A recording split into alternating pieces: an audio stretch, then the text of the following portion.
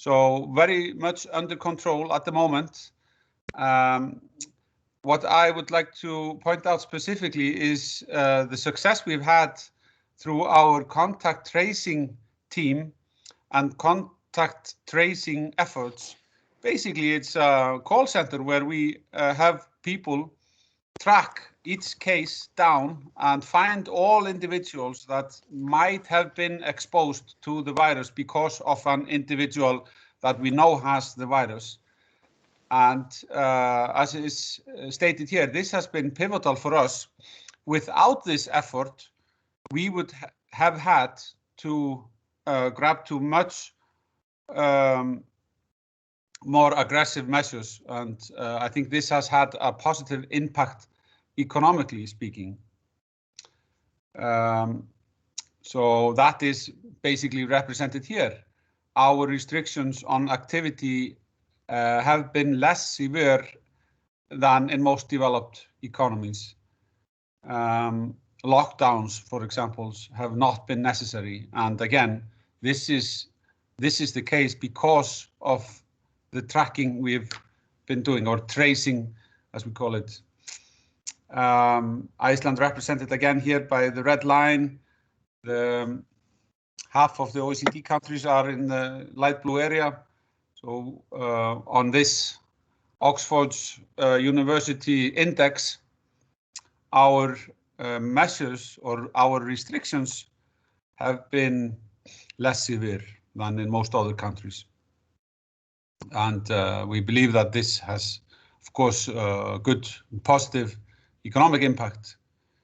There is a relation there, definitely. Now we enter the downturn from a good starting position. We've had sustainable growth in recent years. We do hold a strong resource base in Iceland. We believe we've done a really good job in the last decade to review many important policy areas, such as introducing a new framework for the budget work. We call it the organic budget framework. And we, for example, introduced new fiscal rules in the new legislation. But a lot could also be mentioned here, such as revisiting of the financial sector's framework, very much in European style in Iceland, and very important.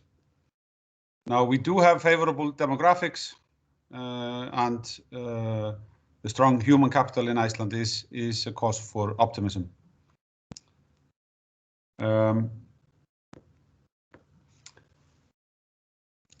On the left here, we have a pretty historic slide where we recently, about 5 years ago, turned into green, as represented by this slide,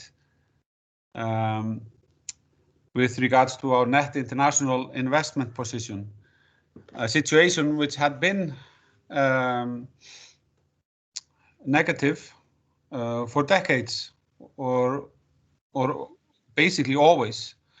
So this is a very important indicator of things turning the right way in Iceland, and is expressing a much stronger position than we've seen historically.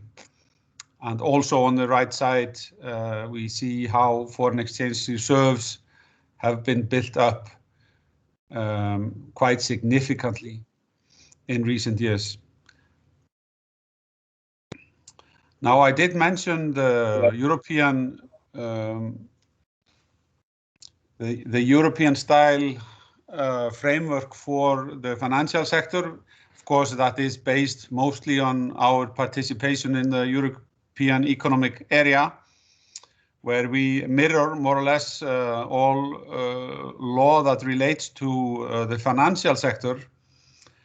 And the most important individual part of that legislation is the new requirements on bank capital and liquidity buffers.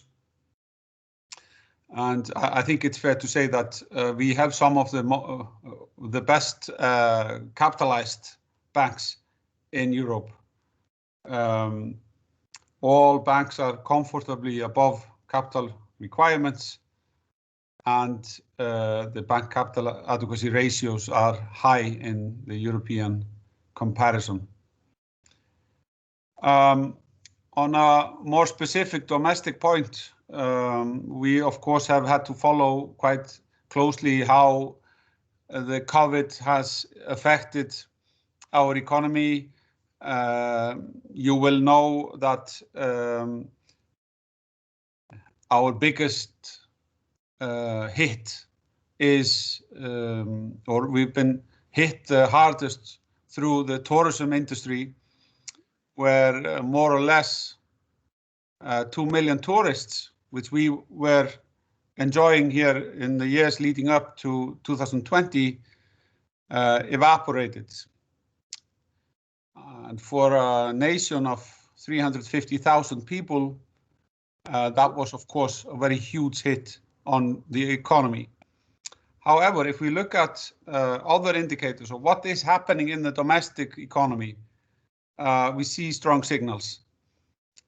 Private consumption has been stronger than in peer countries, as is represented here to the left. A drop of 2% in 2020 is not a huge hit, but still it matters. And relating back to my earlier slide on the measures that we've been introducing and the tracing work that we've been doing, I think this all plays together, and the numbers show that by implementing the right kind of the right measures at the right time, we did have we could create a good positive impact for consumption in Iceland. So sales, for example, in the retail sector now during this Christmas season were very strong. And you can see that here on the right side, that domestic consumption of Icelanders has been strong. If you look down this timeline here, you can see that there was this big drop when we had tight measures in April, May of last year, and when everybody was trying to figure out what was going on. We saw a huge drop in private domestic consumption. But that has picked up again. Now we are expecting a pretty strong recovery, firm recovery expected in 2021, represented here by the black line on the left, 3.9% in 2021, and we expect to surpass 2019's GDP in 2023. So these are healthy figures, which will enable us to close the budget gap, which has been created. From the labor market, we here have latest numbers on unemployment, which has risen as expected. However, we have positive signs at the moment that the tide is shifting. Unemployment rose less in December than anticipated, and we see now for the first time in quite a while that more companies are intending to hire than lay off staff, which is of course a very positive sign. Now the latest inflation numbers were a little bit above market expectations, but still historically all right, and the inflation expectations going forward are healthy. We've been around, under and above the inflation target of 2.5% in recent years, which you can see here on the slide on the left is not our typical historical reality. but the stability that has been created by joint efforts of the government, the central bank, and the labor market have shown effect. And at the moment, inflation expectations going forward are just healthy. You can see on the right here how unemployment is expected to start declining this year. Now, I'm not going to go in any detail over all the measures which we have introduced, but we have had to introduce a number of packages. They have, of course, been mirroring the outlook as it has been at each relevant time. Uncertainty has always been there, overlooming any action, but now, when almost a year has passed, we can say that we have gone through 3 phases, and the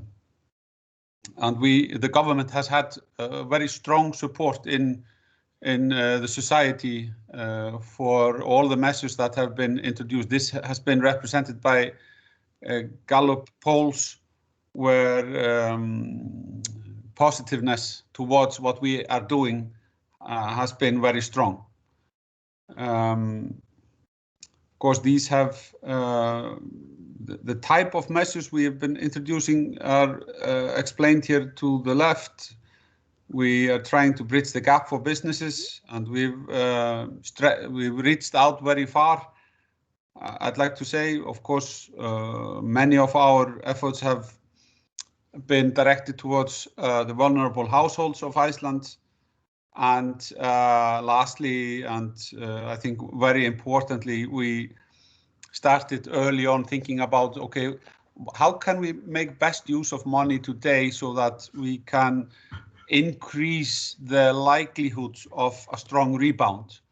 And here we have come up with a variety of measures. The latest now, which is being discussed, is number 23, tax incentives for businesses to invest. But we've also put a lot of effort into R&D. We, as I said, we try to take care of the immediate need for action now, but at the same time have a longer perspective in our action. So here we are looking at some of the initiatives we've been introducing. We very early on took aside money to finance marketing campaigns. So once the skies open again, we will be ready to attract new tourists again. We believe that we could see a very strong rebound once the pandemic is over, because all the infrastructure is here, and we've learned a lot which we did not know about running a big tourist pillar in Iceland only a decade ago. So a lot has been invested, but a lot has been learned as well. And this is true for both the businesses and also the government and the financial sector. So we've recently gone from 500,000 to 2 million, and now we're back down under 500,000 as the situation is today. But we believe we will be very well prepared for quite a strong boost once, like I said, the pandemic is over. Now, I didn't mention R&D. Innovation is a strong sector in Iceland, which we've been promoting as a government. We, from the outset of this election period, we put a lot of effort into understanding what could be of benefit for the innovation sector in Iceland. And year on year, we've been increasing incentives and contributions. Now, this is also represented by this slide, where we are up to 1% of GDP to support R&D in Iceland. I believe countries are in competition with each other, with one another in relation to fostering new jobs in the R&D sector. And this can be seen by tax policies in different European countries where tax incentives are created. You, of course, have heard some of these examples. Ireland most likely is most often mentioned, but we believe that we cannot but participate in competing for the investment in R&D, both for stable Icelandic companies which have deep roots in our society, but not least for new investments, new FDIs, and when we think a little bit further down the road for the smaller smaller innovation companies that will one day turn big. So to make sure that the new R&D work that all these companies are doing, we need to make sure that our investment environment is attractive. So that brings us to the end of my slideshow, and we will open up for some questions. Thank you. Yeah, thank you.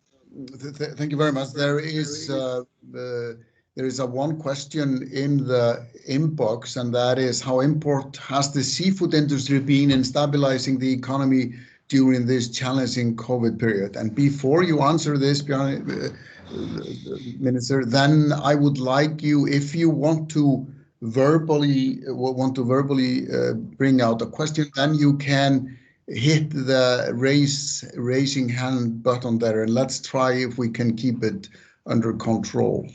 So Bjarni. Yeah, I think the seafood industry has been tremendously important.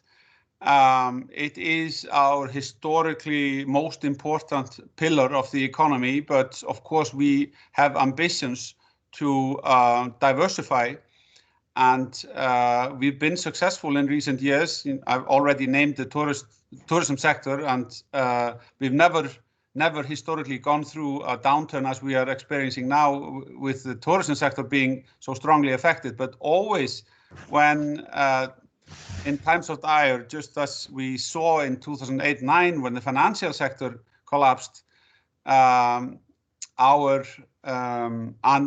appreciation of the seafood sector in Iceland grows stronger.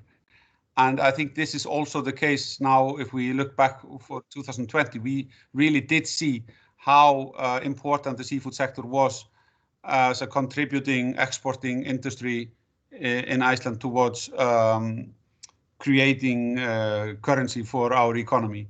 Extremely important. But seafood sector was relatively strong, even though restaurants were closed in Europe for months. It is a big issue for our seafood industry, for example, when France closes down all restaurants. So they had to be agile and clever how to cope with the situation. And I think our quota system did help them in finding ways to deal with the drop in demand. So very important is my answer to this question. Yeah. Okay, thank you. Thank you very much. There is another one, and that is regarding the foreign direct investment part in the economic recovery, especially given the trend in the green hydrogen production. Do we have this question on the? Okay. Yes, it's there. Okay, it's in the chat. Okay. Yes. So let me just very briefly answer the U.S. tourist question. When we were receiving 2 million, about 500,000 of them were from the U.S.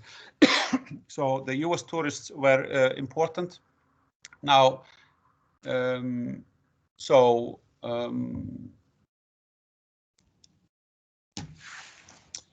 What role for the Ministry? I mean, we're always working towards increasing FDIs in Iceland. Green hydrogen production is part of is a part of our longer-term policy. However, it is not an example of an industry that has grown big in Iceland, but we have experienced with hydrogen. We have, for example, the public transport system partly has been testing hydrogen cars, and of course other use of hydrogen could be potentially a big opportunity for us in Iceland. So I'm excited to see what the future may bring for us in terms of business opportunities related to hydrogen. And I know that the Icelandic Power Company is looking at potentials there. So FDI definitely a part which is important to us, and you know, at the end of the day, it comes down to, as the way I see it is, if there is lack of FDI in Iceland, it is a sign that competitiveness of Iceland is dropping. So we want to keep our competitiveness as high as possible and be an attractive option for FDIs.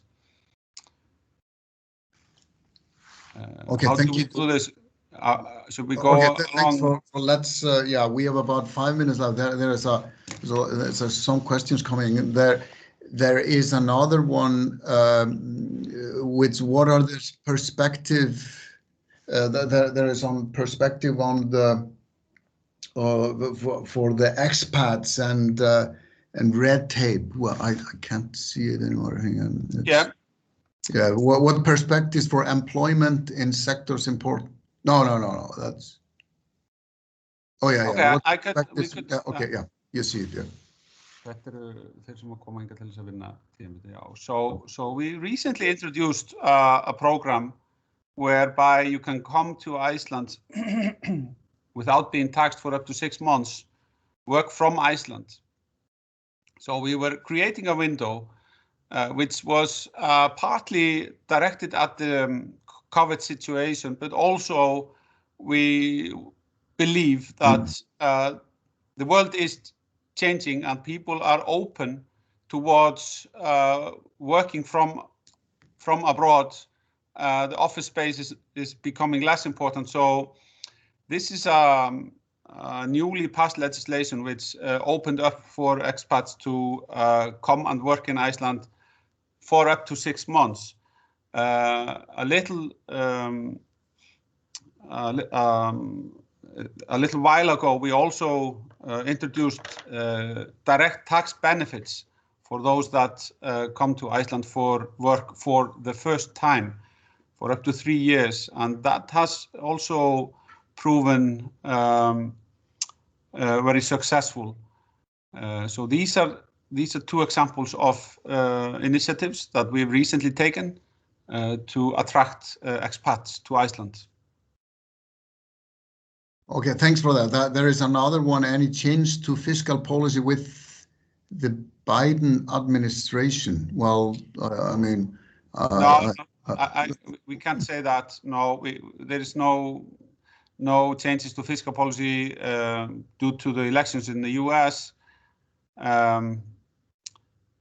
What we are working on for our medium-term fiscal program is to put together an economic policy which will show how we will balance the budget again within a 5-year period. That's our main task at the moment. And for that, we mostly need growth. And the most direct path towards growth is to see the tourism sector grow again. I mean, that is the lowest hanging fruit out there. Okay, thanks for that. We have about 1 minute left, so there are 3 questions there. So Bjarni, if you see them, you can choose whichever you want.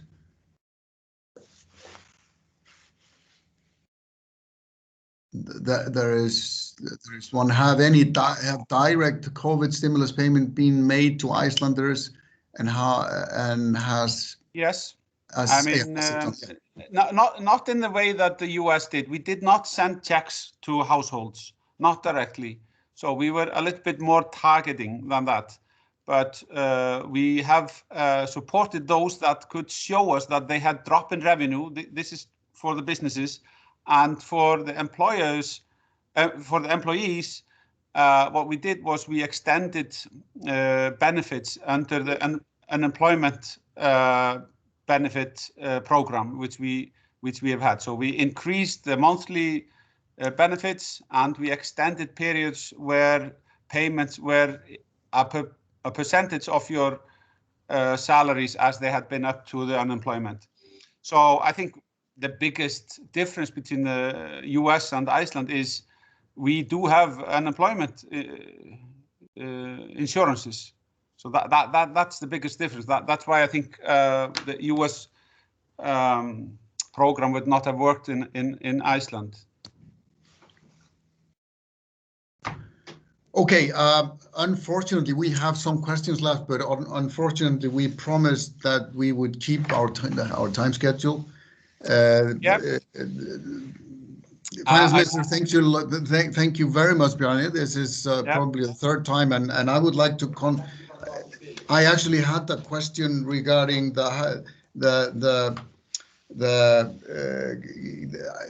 government's ability to get finances abroad, but you answered that very clearly at the beginning of the presentation, and congratulations for that, which is of course a direct result of a very, very prudent, I would say, prudent policy over the last years.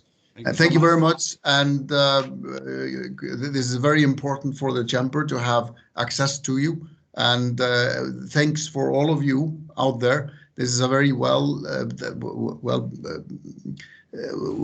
attended meeting. Thanks for good questions. Sorry we couldn't answer all of them. And Hlynur, as always, the big kudos goes to you. Thank you very much. Thank you, guys. Thank you.